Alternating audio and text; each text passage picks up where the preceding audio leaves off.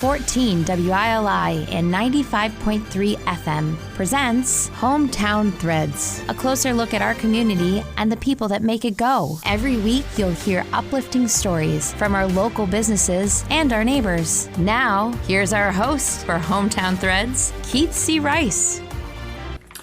Welcome into episode 36 of Hometown Threads on 14 WILI and 95.3 FM and Willimantic Today Facebook. Keith C. Rice in here, and we got a special guest. We'll get to him in just a sec. A very familiar face.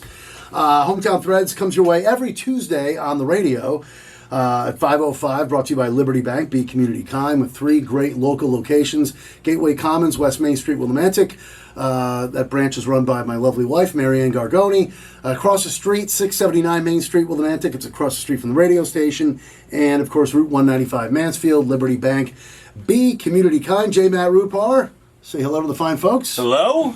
So here we go, episode 36 of Hometown Threads. We're just talking about, before we turned on the mics and the cameras, can't believe this show is almost a year old.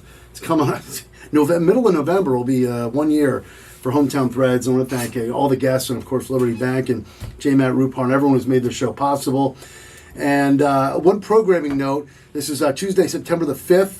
So if you're watching this is a radio announcement, so if you're watching this, just disregard it. But anyway, we have Red Sox baseball coming up on the radio at 5:40 today, and there'll be, the neighborhood will not run, it's preempted due to Red Sox baseball. I think the Red Sox are still in it, by the way. A little bit. Oh, geez, a little bit. He's a Sox fan, too. No, I'm a Mets fan. I kept thinking you were a Sox fan. Okay. Well, let's welcome in our guest, Tom Spector. Sorry, thank you, Matt. I could grab my pens. I had a habit of going like this. So, Matt, good call by producer J. Matt Rupar. Episode 36, guest Tom Spector. Do you like Tommy? I've known this guy forever. You can, whatever you want. It's not Thomas, though, right? No. A lot of people call me Tommy, not Thomas. My mom used to call me Tommy. I was going to say, I knew that was coming. It's great to have Tom Spector in here. A guy I go back with, geez, I've known you for decades. I think it goes back to like when I was 9 or 10 playing Willimantic Little League. Whenever I see this guy, and I see him a lot at Cumberland Farms, I swear that I think that's the only place I see you. I feel like it's every other day. It happened yesterday. Yeah. Cumberland Farms. We're getting our coffees. Right? Yeah. Are you getting a coffee? I'm a daily Cumberland Farms guy. We're both coffee junkies too. Okay. Anyway, so I ran into Tommy. I see him at Cumberland Farms, but you know this guy all over the place. You know, local sports. We'll get into Willimantic Little League. I know we have a lot to talk about, but get us up to date on what you're doing these days, Tom Spector. Well, I'm still working. Okay, I'm probably going to be working forever, but I coach softball at Horace Porter School in Columbia. I've been doing that for 7 years. Love it. Okay, and started one day when the AD there, Steve Pirro, just kept asking me to, hey, you want to coach a softball team at Porter? And he next year he'd say, hey, you want to coach a softball team at Porter? And so one day I said to my daughter, hey, Steve Pirro wants me to coach at Porter. And he keeps asking me. I keep saying no. And she goes, Dad, you should do it. She goes, I'll do it. I'll be your assistant coach. And I was like, oh. So I told the AD there, I said, hey, I'll meet with you and we'll talk about it. So we met one day at Dunkin' Donuts up by the batter's box in Columbia. For your coffee, right? I said, if my daughter can coach with me, I said, I'll do it. He was like, really? So that was 7 years ago, and I'm still going. I kept thinking you did that longer. It's only been 7 years. 7 years. I've been through a couple other assistant coaches. Heather Bekarovic coached with me. Of course, yeah. And now I have a couple of new assistants helping me now, and it's I love it. It's a great school. The administration is really good to me. Great families in Columbia. Great kids. Awesome. And as long as I keep enjoying it, I plan on keeping on doing it. So that's I thought you coached other teams as well, but that's where you coach at. But you also do stuff for Wyndham, right? I do stuff at Wyndham. I do the official scorebook and announce at basketball games, girls and boys basketball games at Wyndham High School. The year amounts, I'm not quite sure. I've been doing girls basketball longer than boys basketball, but I'm knocking on 8 or 9, 10 years now for girls basketball, and maybe about 6 or 7 years for boys basketball. And it just kind of started off once with my great friend Kenny Valier just said, hey, do you want to sub sometime? Can I get you to stop rocking in that chair? Okay, yeah, you can. I'm kidding. I was like, yeah, go ahead. No, he said, so he asked me if I would sub sometime. And because Cheryl Frazier, who did it for a long my time. neighbor, there. Cheryl Frazier. Okay, she did it for a long time. and he asked me if I would like sub because she was going to do some traveling. And I'm like, yeah, all right, I'll do it. So subbing turned into full-time girls while she still did boys. And then one day she wanted to just step away because she wasn't in the school any longer. And I ended up taking over doing boys, and I've been there for a while. And that's just something I really enjoy because I love a Wyndham High kid. You know, Yeah. There's just something about a Wyndham High kid. That school means a lot to me, and the kids in that school, and I have a deep spot in my heart for that. You know, yes. Whippet Nation. I got my Represent. Whippet Nation shirt on. So that school means a lot to me. So you do the scorebook, the PA. Yep, And for basketball. For basketball, let's hear a little. I don't mean to put you on the spot, but come on now, you're no stranger to a microphone. Let's hear you do a little PA. Well, I'm going to tell you a little bit about the PA. So there's some announcers that in the ECC that actually sing the national anthem before the game. Get out of here. Swear to God, I'm going to tell you something right now. I would never do that. Okay. Same here. I would never do that because I don't want to clean the gym out before the game starts. Okay. But there are some really good ones. There's a guy at Putnam High School. There's a guy at NFA. They're like fantastic. Okay. Like really good. Me, you're not going to get a whole lot of pizzazz when you get. I give you the starting lineups and I read through the sportsmanship and fans not yelling at refs and different kind of stuff like that. And then I say, please stand for the national anthem, and then that's it for me. I head back to the.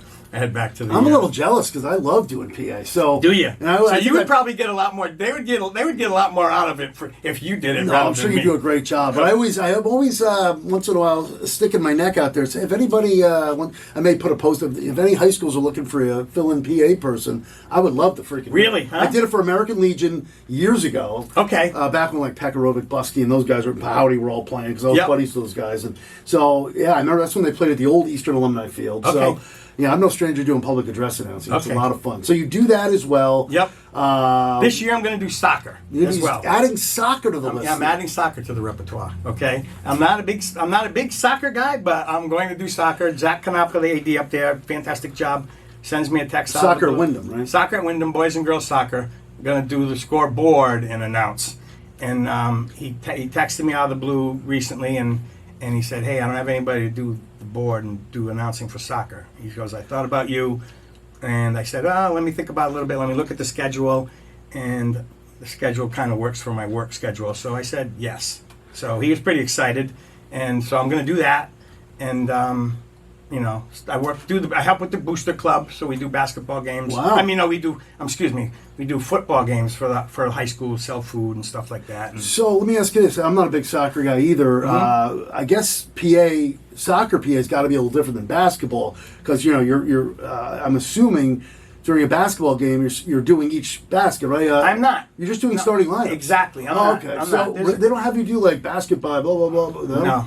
Wow. No, they don't. Interesting. No. Okay. Yeah, Now, for soccer, you're just announcing. The start, just pretty Starting much. lineups. Just pretty much the starting lineups. Interesting. Who does football at Wyndham, PA? I don't know. I believe that Joe Von Williams is going to do the football games at Wyndham this year. I Nobody believe. wants to do them. I know somebody. Okay, I'll put in a good word for It you. should be you. It should be you. You're Mr. PA up at Wyndham. No, I don't know. I don't know about at football. They do play-by-play for football. Okay. They do play-by-play, announce it Like down. tackle made by yeah. blah, blah, blah. Absolutely, Yeah. and Okay. pass to such and such. Okay, that makes pass sense, and yeah. run by such and such. They do that, but So now let's go back to. I know we kind of got caught up. Is there something else that you're doing besides? I mean, you thought I was on a lot of stations. This guy's all over the place. no, that's pretty much it in working. So. Well, you also have a family business. So you didn't want to get. No, I do. Tell us I about do. the family business a little. Well, it's my entire life. My family has owned a trucking company. Okay, Best Way Freight. My dad started it way back in the '70s. I got into it in the late '70s. My brother got into it, and my brother Howie got into it in the early '70s. And then my dad passed away in 1982, and we just kept the business going, and we're still kind of going pretty well, Good for you. So- It's in the Ferrigno bill. We are. Did I say it right? Ferrigno, right? Yeah, we're in the Farino Real Estate Office. building up on the Farino. side. Is it Yeah, Farino? Farino. I always say Yeah. Farigno. I'm thinking I know. of the old. Different than the coach. Farino building. Correct. Okay, I'm sorry Up about on the that. Up on the second Second floor in Willimantic. Yep. And of course, Howie's his brother, as he just said. Yep. I ran into Howie at Yankee Stadium a couple weeks ago. Yes, he told Howie me. And Justin. He told me he was And shocked. I know, and all people running into the Bronx. So Yeah. Willimantic, hey! Yeah. I didn't realize they're big Yankee fans. Oh, so, yes, he is. And I his saw. boys take him to a game every year. That's great. And Yeah. we happened to be there when the Red Sox finished off the Yankees in that sweep. Mm-hmm. So you're a Met fan, he's a Yankee fan. Yep. How was that growing up? That's okay. That's okay. He loves the Yankees. I'm a Mets fan. It's very difficult being a Mets fan. Yeah. Well, hey, I want to just say, Tommy and I could talk baseball like all day, and there's lots to cover here on episode 36 of Hometown Threads here on WILI and Willimantic Today Facebook. But I just want to say that I picked the Mets when Showalter was first hired last year, right? Yep. I love the way that roster was made up. Yep. Showalter had come so close to winning the World Series. All last year I said the Mets are going to win the World Series. Yep. And what happens? They get bounced in the first round by the Padres. Yep. So I don't know what's going on in Queens this year. Quick, before we get into the early days of Tom Spector, quick assessment on Showalter and the Mets this year. What's going on? Well, the way they constructed the pitching staff, and I love Scherzer and Verlander. What the heck happened? I don't know what happened. I don't know if the clubhouse got messed up. They claim it didn't, and they just got off to a bad start. Showalter's an OBS kind of guy. I don't know. Did he lose the clubhouse? I don't know. Oh. Verlander's claiming no, he didn't lose the clubhouse. He said it was a great clubhouse. Scherzer's saying it was a great clubhouse, and unless they're just talking down bad rumors, I don't know. But everything just got off to a bad start and just never got their feeding under him. It's just, really, Buck will get another job, no doubt about it. If he does get canned this year. But all right, Tom Spector's with us here on Hometown Threads, brought to you by Liberty Bank, Be Community Kind. We kind of switch things up a little here. Usually in the beginning, at the top of the show, we get into what was like growing up here. Tell us about the early days of Tom Spector. You're a little older than me, growing up here in the Willimantic community. Well, I was born and raised in over off of High Street, at Lower High Street. It's a little street called Strong's Court, and down behind Blarney's area. And we grew up, wiffle ball games every day. Speaking my language, my friend. Wiffle ball games every day. Rubber ball games in the Noble School parking lot every day. You could get a group of guys together, a group of kids together in 10 minutes and play all day long. Yeah. And we'd hit a rubber ball. As we got a little bit bigger, the rubber balls would go over the fence and on top of the telephone company roof, and everybody reach into their pockets, run down to Benny's, grab another rubber ball, and keep on playing. And kids, unfortunately don't do that anymore. And then as I got older, and 82ish or something, ended up in one of my brother's Little League games, and I was watching his Little League game, and he was coaching the Elks. Ray Elliott, my brother. Howie was? No, Howie. No, my other brother, Ray Elliott, was my half brother. Oh, I didn't know Ray Elliott. Yeah. Get out of here. Yeah, Ray Elliott was your half brother? Swear to God, that's how I got into Little League. I got into Little League because of him. And Ray Elliott Jr., who was playing my nephew. He was on the Elks, and he was a dominant pitcher. I had a couple hits off him, but anyway, go ahead. True story. Yeah, I got into Little League because of him. Okay, it's just the weirdest story. I went to one of his Little League games, and it was 1983. Okay, and I was 23 or something. Just go to his game at Legion Field, Upper Legion Field, standing on the outside of the fence, watching his game. And he was coaching with Dan Poulin.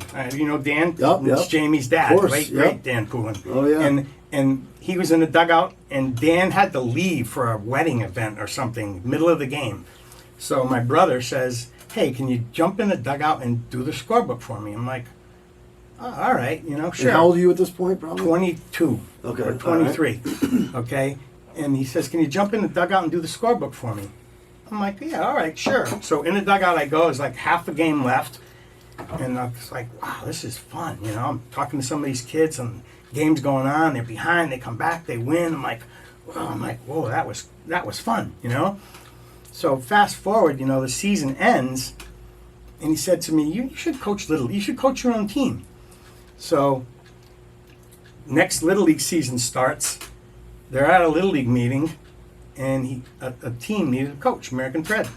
So he calls me up on the telephone from the meeting and says, hey, American Threads needs coaches. Do you want to coach? I'm like, really? So I called up my friend Bill Shea.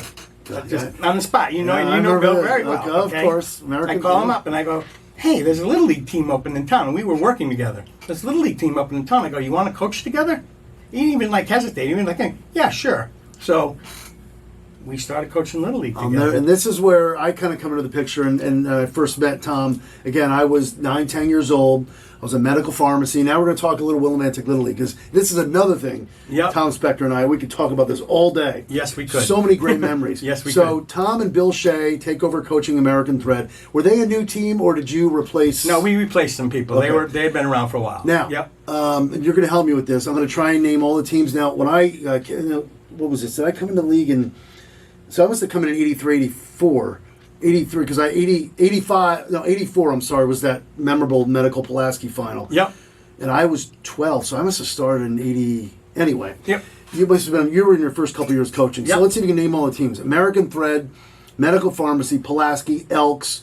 I'm relying on you if I forget any. Pulaski, I said that, right? Dairy Queen, Branrex, Nassifs. Firefighters, Dairy Elks. Queen. I think we Dairy named them. Queen? Yeah. Did you say Dairy Queen? So there was what, like 8 teams? 8 probably? teams. Yeah. Boy, and look, Ryan Garvey is a friend of mine. He's doing a great job. Absolutely. Things are different these days, but I'm a little biased, as you are probably. Mm-hmm. You know, it's just Willimantic Little League. It's so much fun now. I mean, I was honored. They asked me to do the opening day ceremonies for that. I missed it. Forgot And it was opening day. Packed. So Sorry. it's all right. They're drawing a good crowd over there. So Ryan and the crew doing a tremendous job. But back in the 80s, you know, it's just like, it seems like that was like the heyday, you know? Right. You had so many great, before the Medical Pulaski, because you stepped into the league before that big 84 year, right? So you were, 84. what was 83 your first year? 84 was my first year. Oh, so you were there, okay, 84 Yeah. was the big Medical Pulaski Little League Championship final. No, I think that might have been 80. No, 85 was Branrex with Howdy and Tellier. 84, we made it to the finals against American Dairy Thread? Queen. I thought Yeah, we were American 84. Thread and Dairy Queen, 84. So we were 85? Huh? The Gottlieb homer was 85? I think so. Okay, why am I think thinking so. that was 84? Yeah, 80. All right. Hold on, And then 84, 85, 60. no, was it 86 was Branrex? I think so. All right, well anyway, Yep. it was mid-80s. So Yep. I didn't know, your first year at American Thread, you guys won it? We lost in the finals. Oh, you lost too. Yeah. We lost to Dairy Queen in the finals. So American Thread, Dairy Queen, Mm-hmm. what do you remember from that? Well, I'll tell you a great story. And I don't know, do you know Craig Sadat? I know the name. Local guy. Yeah, I know Local the guy. name. Well, I'll tell you a funny story. We beat Dairy Queen the first game of the finals, 31-6. And Andy Lacombe, who's recently passed away, rest in peace. he didn't talk to Bill Shea and I for like 2 years because we beat him so bad in the first game. And you guys were all friends, and he blew you off for 2 years? 'cause you Well, he beat was him? really upset with us. I mean, well, I'm exaggerating. All I'm right. 2 years. Say, wow. Yeah, but we beat the heck out of them in the first game. And so they came back. They beat us in the second game. It was a best of 3. So now the third game, we're close, and it's a close game, and I think it was Joey Steiger got a hit. Joey Steiger. Joey Steiger. Wait, I okay? thought he was on medical. No, he was on our team. That's right. He was. Yep. Scott He was on- Haddad was on that team. Yeah, yeah, absolutely. He's going to be a guest next Absolutely. week on this very show. Is he really? Yeah. Oh, New I love Columbia Scott. Fire Chief. I coached him. New So Columbia yes. Fire Chief. Yeah. Yes, and so Craig Sadat, we're in the third base dugout, Lower Legion Field. Craig Sadat comes racing around third base. He's heading home. This is going to be the tying run. We're going to tie up Game 3 of the championship. He gets about 3/4 of the way home. He stops. He turns around. He runs back to third base. And Bill and I are in the dugout. We're like losing our minds. And he's like, What? He's like, "What are you doing? What are you doing?" I missed third base. And he's like, so we're like, well, nobody would have saw it. Like, why did you come back to third base? And he got stranded at third base. We lost the championship. Moral of the story is: see what you get for being honest. Honesty got him So nowhere. that was the championship game right there. That was That was it. because remember it was best out of 3. Yeah. Did you guys go to a third and final game there? That was the third that's game. right, it was the That third was the game. third game. Holy that was the smokes. tying run. That was it. Oh my goodness. Yeah, yeah. And We never left. Every time I see Craig, I remind him of that. I I'm still sure see him you to did. What this is he? day. How does he react? He puts his hands. He has a difficult time Do looking you see at him me. at Cumbies? You buy him a coffee? Anyway, the list is probably endless of the people you see at Oh Cumberland my Farms. God, I do. You're right. But anyway, okay, so that was 84. Yep. What a memorable first year coaching, huh? Mm-hmm. Okay, now it's 85, and it's Medical Pulaski, Great series. the great Mooney Haddad, rest in peace as God well. bless him. Well, we lost Andy Lacombe, Mooney Haddad, and, Yep. and sadly, there's probably a few others, but And I want to. This is where we're going to start dropping names, not just on these two teams, but you and I could go back and forth with so much talent as there is today. Yep. But Medical Pulaski, and we'll get in other teams as well. You had Adi Morales and Eddie Rios and Donald Meekum on that Pulaski team. If I'm leaving anyone out, let me know. No. Medical, you had Billy Gottlieb, Jeff Buskey, Josh Dunnick, Walter Fortier. I'm trying to think. I'm trying to go. Chris Obsharsky. Yep. So you had these two teams. I was on my team. I was on the bottom of the line. It was just such a stacked team. But I was just an honor to play with these kids. And all year long, again, correct me if I'm wrong, it was Medical Pulaski 1 and 2 the whole way, right? Absolutely. So you knew it was going to be a collision course all the way. And this is where I'm probably going to, I'm doing my best to recall this. It was a best of 3, as all the championship series were in Willimantic Little League. I know that's probably changed years later. There was, Pulaski, I think, whipped us in game 1. Pretty good. Okay. Or did we win? Anyway, and then Medical came back and gave Pulaski a butt whipping, I think. Then I think there was a rain out.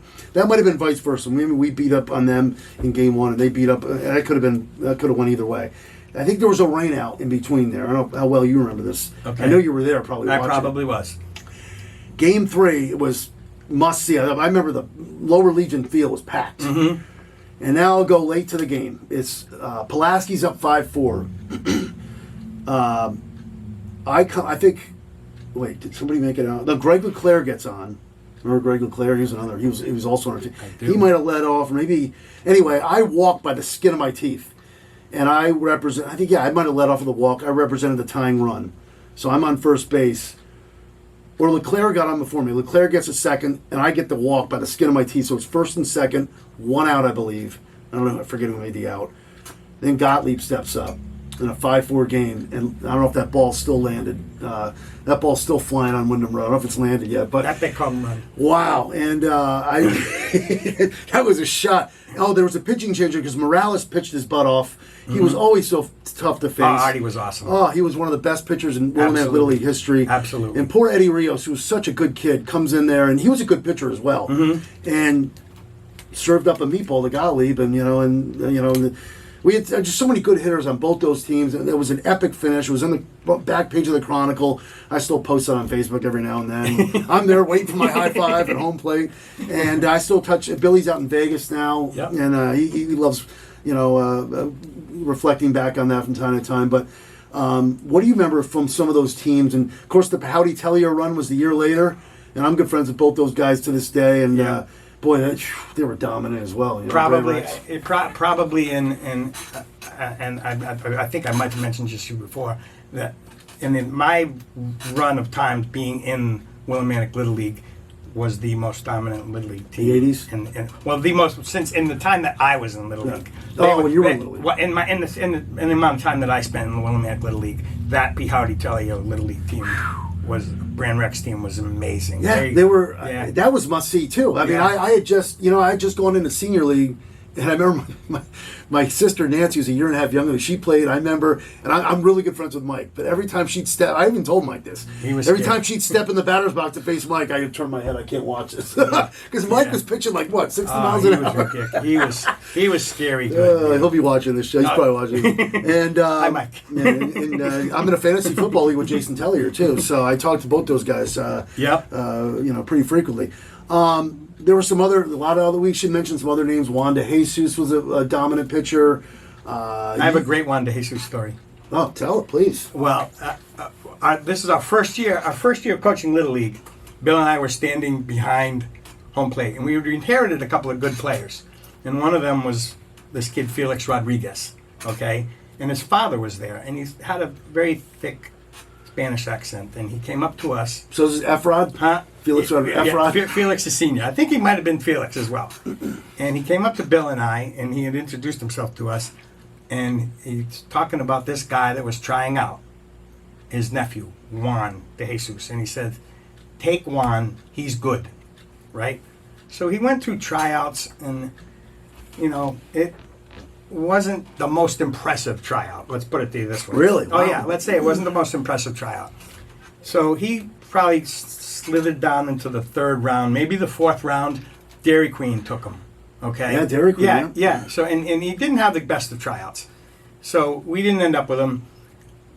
You know, a week or so, fast forward a week or so, 10 days later, we're going to scrimmage Dairy Queen. Okay. Okay.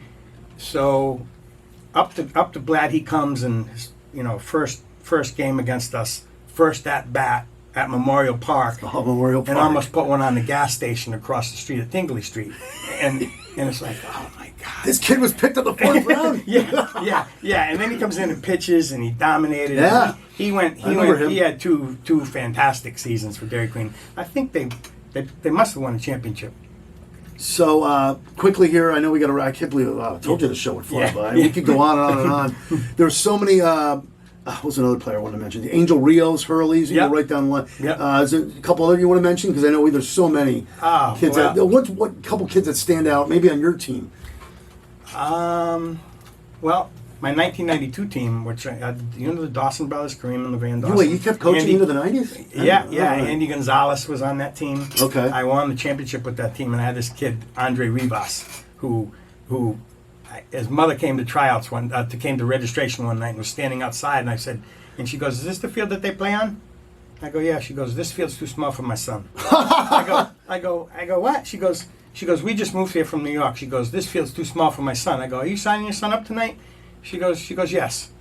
So I remember the name, and she registered, tried out, and I took him late in the draft, like in the fourth round. He wasn't very good at the tryouts, and came to the first practice a few days later, Memorial Park. I said, "Okay, Andre, hop in the batter's box. Let's see what you got." First pitch, over the fence. Wow. Second pitch, over the fence. Third pitch, over the fence. And then he like dominated the entire Little League season and ended up winning a championship. And we got to mention quickly the Cuevas kids who play with my brother. My brother was a good hitter. Yeah, they won a championship, I believe. Yes, Medical they Pharmacy. did. Absolutely. I think my dad, Lewis. Yes, Lewis and Jose and Javier, all good players. Yep, and Javier played for Mooney. that's right. And my dad coached that team with the late and great George Bush and I believe Mr. Cuevas, who also passed away too. Absolutely. We'll keep him in our Awesome, great people. Cuevas is a great family. Absolutely. All right, we're really up against it here. We can go on and on with story after story. I always offer to my guests any closing thoughts, any words you want to mention. Porter softball again. Any closing thoughts for Tom Spector? No, I appreciate you having me. It was fun. You make it easy, and I do. I really appreciate you having me. And this show is great. I try to watch as many of them as I can. And well, thank you. And yes, it was great to be here. So make sure you go support Whip It Nation. Absolutely. Basketball, you go see Tommy do the PA and the scorebook. Yep. And we'll be doing it for soccer, and of course the coach of Porter softball. Yep. Tom Spector, our guest for episode 36. Thank you. Hometown Threads. Thank you. Thanks for having me. Thank you to Liberty Bank, Be Community Kind. Thank you to J. Matt Rupar. And thank you for listening. Thank you for watching. Red Sox baseball, if you're listening on the radio, is coming up shortly. And that'll wrap things up for episode 36. In the words of the great Roddy McCumber, bye for now, folks. Bye for now. And that concludes another edition of Hometown Threads. Got a story for Keith? Reach out to him on Facebook by searching Keith C. Rice. Or email him at krice@hallradio.net. Don't forget to tune in next week on 14 WILI and 95.3 FM, as well as the Willimantic Today page on Facebook.